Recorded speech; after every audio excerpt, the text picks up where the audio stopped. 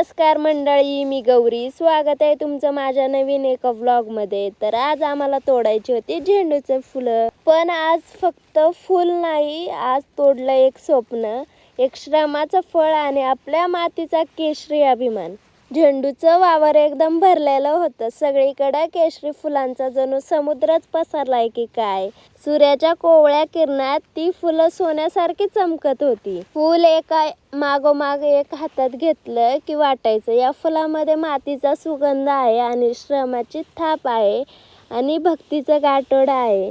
2 गोण्या तोडून झाल्या, मग ते आम्ही आलो घरी घेऊन. का तर रात्री झाला होता पाऊस आणि सकाळी पण पाणी साचलं होतं. दव आले होते झेंडूच्या फुलांवरती. मग ते फुलं सुकून मार्केटला न्यायची होती, म्हणून आम्ही ती फुलं टाकली सुकायला. मग तेवढं झालं ना, आलो परत वावराकडं. तर काही झाडांच्या फांद्या पडलेल्या होत्या अक्षरशः, तरी पण फुलं उमललेली होती.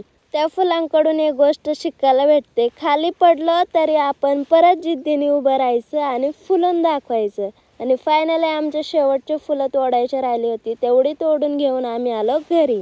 झेंडूची माळ बनते ती देवासाठी. तो फुलांचा गजरा, तोरण, पूजा, सगळीकडे झेंडू असतो. कधी कधी माणसाच्या कपाळावर असतो तर कधी देवाच्या मस्तकावर. आणि म्हणूनच झेंडूची फुलं तोडणं हे काम नाही, तर ती एक सेवा आहे. घरी आलो तर दादांनी आणला होता चायाचा बार. का तर दादा गेले होते गुरांकडे. तुमच्या इकडं चायाच्या बाराला काय म्हणतात कमेंटमध्ये नक्की सांगा. आणि व्लॉग आवडल्यास लाईक, शेअर, कमेंट आणि चॅनलला सबस्क्राईब करायला विसरू नका.